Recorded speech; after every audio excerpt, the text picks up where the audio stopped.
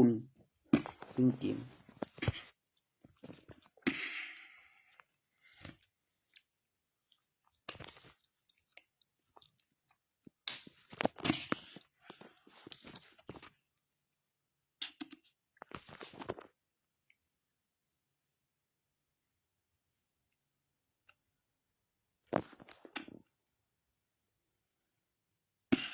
วินาทีดวงบไดเอ่ยชื่อไผมาจำนวนตัวเลขบนเครื่องเฮ็ดจำได้ล็อกข้างในในห้องพื้นเตียงหายใจยันอยู่ร่างพิมพ์แม่แล้วเจ็บดวงได้โชคชะตาแล้ววินาทีแล้วอยู่ในสถานการณ์ที่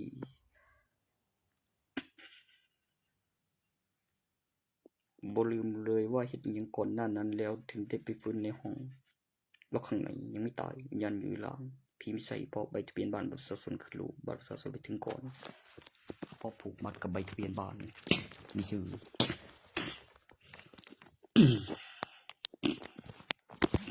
มีห้อง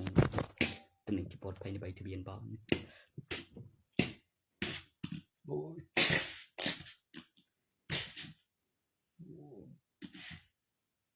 บอกเด็กเองดีกว่ากูเกิดแม่นเด้อ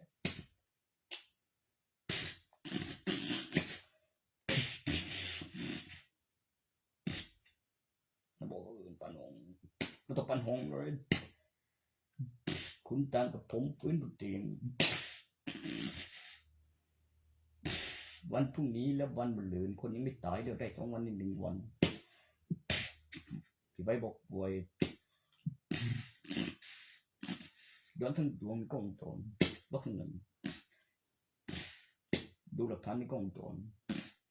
ตัวที่ทำให้มีเสียงเตือนเพราะมีอยู่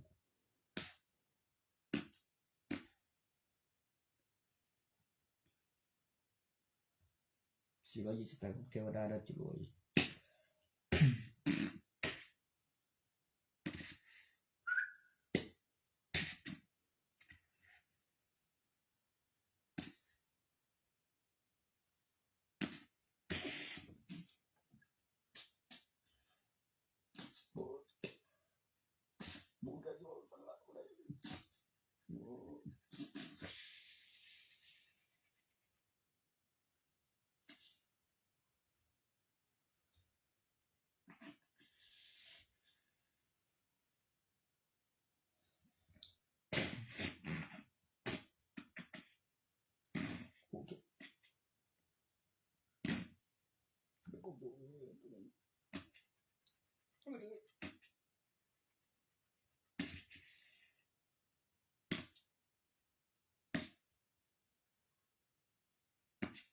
ก็เลยข่าวเย็น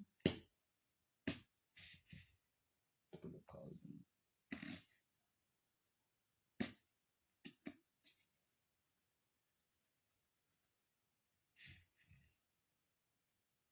มาอธิบายละเอียดบ่เลยโครงสร้างอาคารกับสิ่งมีชีวิตแล้วคนยังบ่ตายแล้วมีแสงสีเสียงเตือนแล้วมีห้องแล้วมีโครงสร้างเตรียมอันใหม่มีแสงสีเสียงเตือนแล้วมีข่าวแล้วคนอยู่ในตำแหน่งที่ปลอดภัยตอน3แล้วอยู่ในห้องแล้วออกมาสังเกตบนโครงสร้างอาคารแล้วมีกำหนดเวลาแล้วสิ่งที่เห็นในข่าวกับความปลอดภัยของคนในห้องเป็นโรงพยาบาลรวมถึงพยาบาลและบุรุษพยาบาลแล้วคนป่วยแล้วก็ไกลจากนั้นเหมือนเก็บเสียงแล้วมีข่าวให้ดูในโทรศัพท์เรียกอะไรบุคคลมีข้อความคำเตือนเวลาสถานที่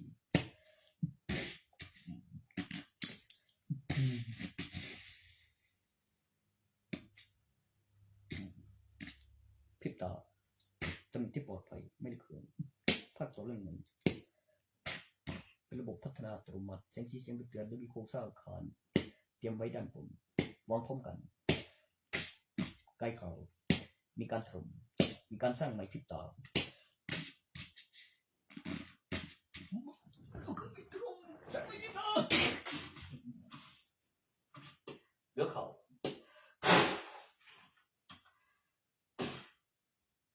รต้องการจะทำแบบนั้นแล้วมีข่าวบนใช่แค่เอฟเฟกต์แล้วบนได้เหมือนฝันแล้วได้อันใหม่พริบตาคืนเดียวแล้วก็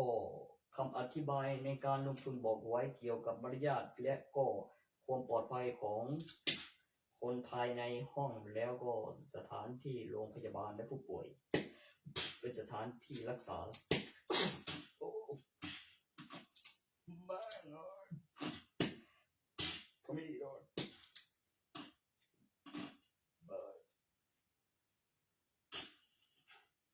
มันก็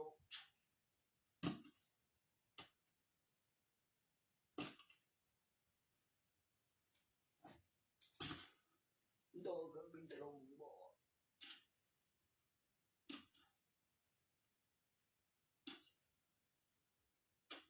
ต้องได้แบบบอกเด็กกับงั้นไม่เอาดอกพริบตาด้วยไม่ได้เครื่องอยู่ในตำแหน่งที่ปลอดภัยผูกมัดกับบัตรประชาชนคือใบทะเบียนบ้านคือใบทะเบียนบ้านมีบ้านบัตรประชาชนไปถึงก่อนแล้วตัวตนแรงดันดาลขึ้นรูปแล้วข้างในคนยังไม่ตายยังหายใจวิญญาณอยู่ล่างผีไม่ใช่วิญญาณมีความคิดเกิดความรู้สึกเกิดจำได้เกิดตัวตนฟื้นคืนชีพเพื่อสังเคราะห์แสงเป็นแกนเกิดน้ำหนักวิวัฒนาการในข้าวของมนุษย์ถือศีลมีกฎหมายกำหนดเวลาพริบตาคืนเดียว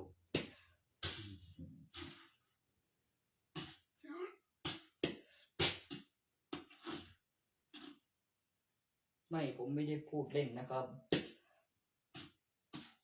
ต้องเหลือข่าวให้จำได้ว่าถล่มโดยเครื่องบินยิงโดยเอฟเฟกต์กระสุนแล้วก็มีแสงสีเสียงไปเตือนและวางโครงสร้างใหม่ในตำแหน่งที่ปลอดภัยและทำงานต่อแบบเก็บเสียงมีข่าวในเครื่องแยกแยะรายบุคคลดูภายหลังได้ในวันที่เวลามีหลักฐานพยานถล่มสร้างใหม่พริบตาคืนเดียวเววอ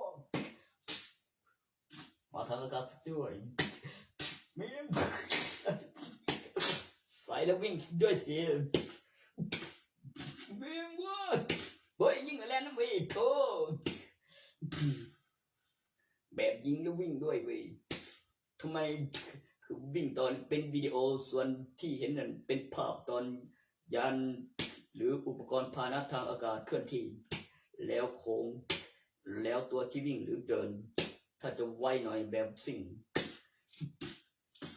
กดดับเบิลแล้วเป็นเส้นปลายลูกศรเป็นเครื่องหมายที่สามารถรีกลับได้แล้วก็อยู่ด้านหลังได้มีระยะเวลามีภาพแสงสีเสียงเป็นวิดีโอพอแล้วยังคุณใจอยู่มันบ่ต้องรู้พูดจนเขาจะสร้างไม่แม้หลังที่โครงสร้างของรัฐบาลมันมีกำหนดต้องใส่ของพิเศษอยู่แล้วกับมันบ่สอบดีกำหนดแบบปียังเรียกเปิดก่อนโรงพยาบาลตามอีก10 ปีได้โทษมีคนเงินทำประจำทำทุกปีเดี๋ยวนี้เลือกแบบก่อนก็ได้บ่เก่าแล้วมีกำหนดเวลาแล้วมีค่าบำรุงที่เก่าเด้งได้คือเติมเป็นปีมีกำหนดเวลาใช่กับเรื่องโรงเรียนเนาะนั่นของโรงเรียนเส้นบานก็จีเอาเองนำเรียกว่าแบบเรื่องเนี้ยบ่โอ้แล้วปันกับโรงพยาบาลแล้วยังได้หลายได้เปลืองว่าครับว่าดีหลายกำหนดเวลาต้องมีคนเงินโอ้ยของนั้นเขาไปอ่ะเขาสรรพคุณเดียววรกลุ่มอื่นไว้ทองโดยเรียวแม่นยังเรียนนั่งมุนเกี่ยวแล้วมีบัญชีเหลือ3 บัญชีขึ้นมาแล้วมีเครื่องหมายเรียนแล้วมีเกี่ยวเรียวกับบ่เซาผลิตแล้วสรรพคุณแบบบ่เดี๋ยวแล้วต้องมองเป็นสลาด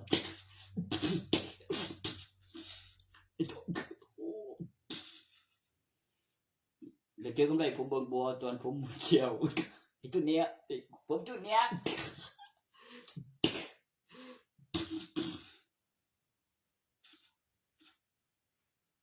เล็กปฏิกิริยานั่นบ่ครับคือฝืนไหวตัวดีๆนี่แม่ครับแบบเป็นรถขมเป็นรถยา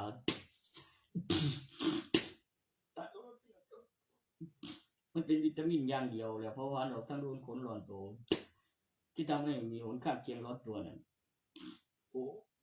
มันเป็นแอลกอฮอล์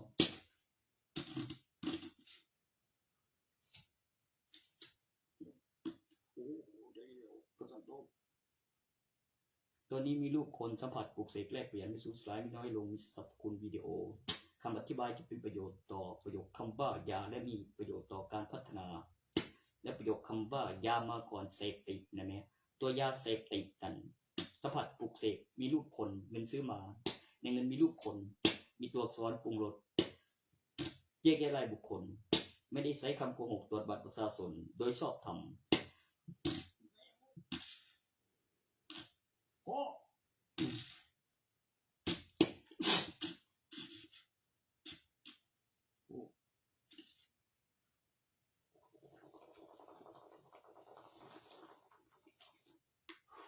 ว่าบ่มีลูกคนในตัวอักษรบ่มีลูกคนเลยเนี่ยมันบอกในตัวอักษรมีผู้ว่าในเงินบ่สูญสลายบ่น้อยลงบ่เลยปวดก็โอ้เฉพาะเขายาเสพติดว่ายาเสพติดดีๆมันต้องสรรพคุณแบบของเทียมติดอีหลี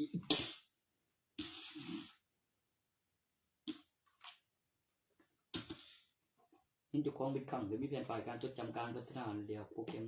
ที่ทำงานได้จริงและเก็บหลักฐานและโพสต์บัตรประชาชน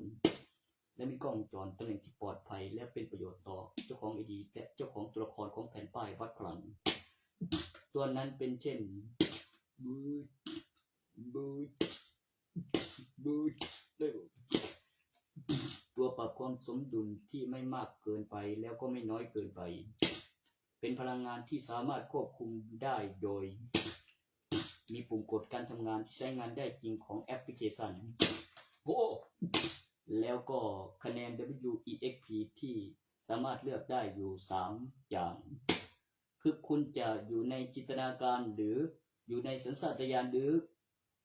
การควบคุมใน3อย่างคุณจะเลือกอันไหนเมื่อคุณแสดงหลักฐานคะแนนของ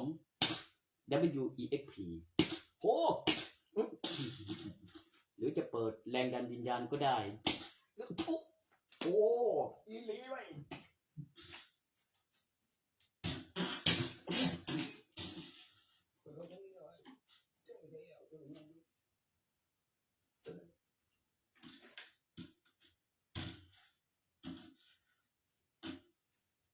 ให้ได้ให้เห็นก่อนนั่นใกล้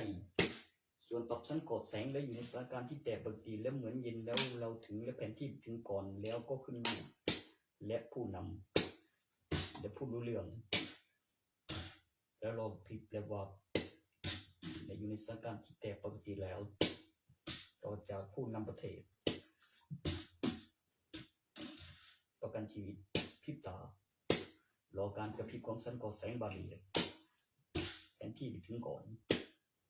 เครื่องหมายโดยดาวเทียมประกอบภายใต้สัญญาณและทรงรูปแบบไปถึงก่อนมีสี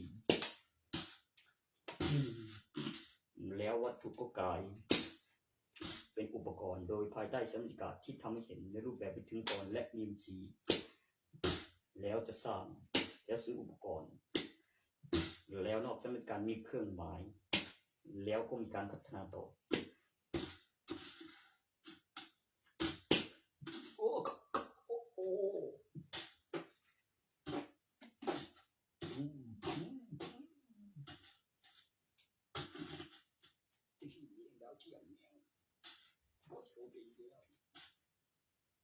วันนี้กลางวันกลางคืนแม่งครับ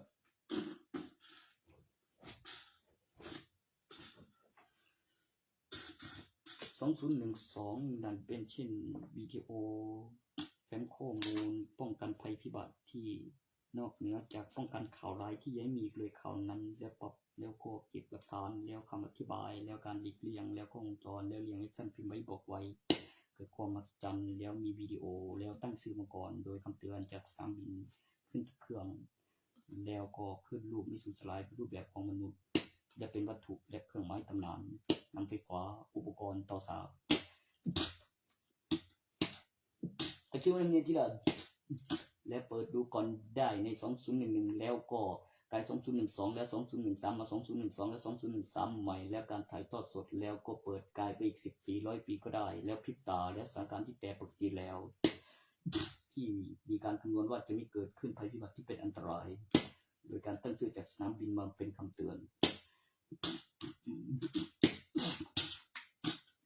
บ่ยังคำให้เป็นจริง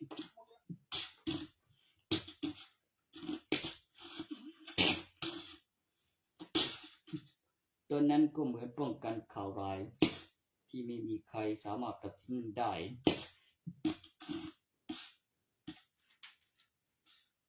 มันแปลว่าถูกเนาะค่าขึ้นลูกนำไฟฟ้าอุปกรณ์ใช้พลังงานไฟฟ้าขึ้นลูกมีศูนย์สลายพูดรู้เรื่องตอบประโยคภาษาวิดีโอเหลือข่าวเหลือหลักฐานเปิดดูก่อนได้และคนยังไม่ตายอย่างนี้ดูก่อนเก็บหลักฐานข้ามภัยพิบัติที่เป็นอันตรายไม่ได้ลืมอุ๊ยเขา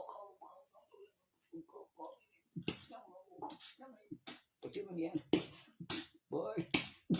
คุณเรียนมั้ยโอ้ยต้องใจเย็นดิคุยอย่างเงินเลยอย่างโอ้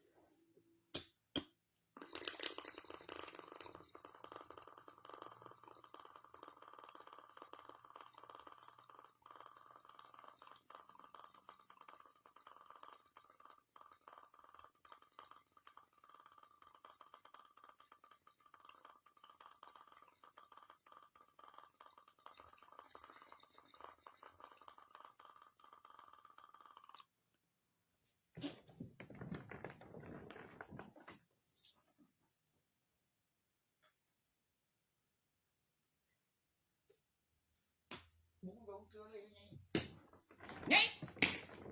จะลุกตีเข้าไปเป็นไงเธอนี่มันต้องตีก็ไม่เข้าทีมเตียนมีบอกเลยว่าเขาเป็นปัญญาบูดเรียกบูดเลยว่างั้นโอ้พอสบายเป็นนี่บอลบอยเดี๋ยวสั่งกิโลเบียร์เล็กดูจิโร่ตัวเล็กเย็นแล้วเล็กจะเพลูขึ้นลูปั่นไม่เมื่อกันเดี๋ยวบอกเจ๊กเล่นง่ายเป็นฝุ่นพี่บง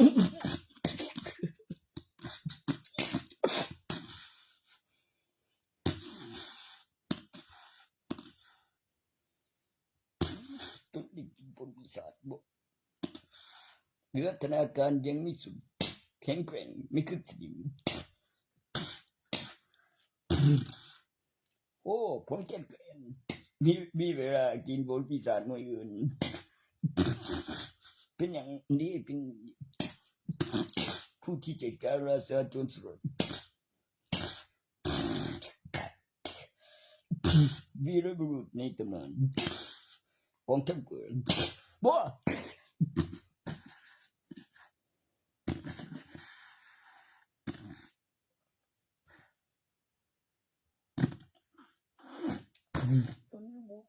ใคร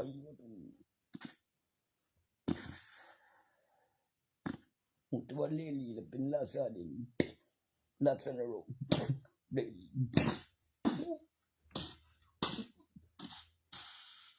ตัวหัวแดงเป็นตัวใส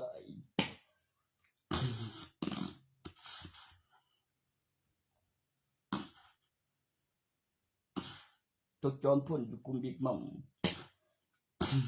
อีกผู้หนึ่งเมียเป็นตำรวจบนเฮียมันเก่งเมียกูเลี้ยวโซ่อัจฉริยะเลี้ยวเกือบบริหารที่เฮียกูตัวจะขวางยิงเลยบอกตัวบูดระหว่างแสงที่ทำให้เกิดเป็นหินเนื่องจากไม่รักตัวเธอมากกว่าตัวของตัวเองคำสาปนั้นไม่มีผลต่อของหวานไม่ยังว่าถ้าพูดถึงเรื่องโรแมนติกเธออาจไม่โรแมนติกมากเพื่อให้บอกตัวไม่ยังว่าเข้าใจกูเดี๋ยวกินเดี๋ยวนี้ไอ้สัตว์ก็ตีคนดีกว่าอีกเจ้านะไม่ยังว่ายังไงแต่ละมุกที่เซเบอร์เกาไม่ยังว่าขยายหลังไหมขี้ขันไปแล้วคุยกันตัวนู้น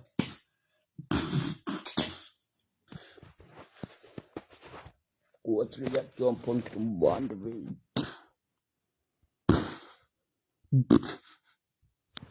บทใส่ลูฟี่หมวกฟางให้แหมาแต่งตกลง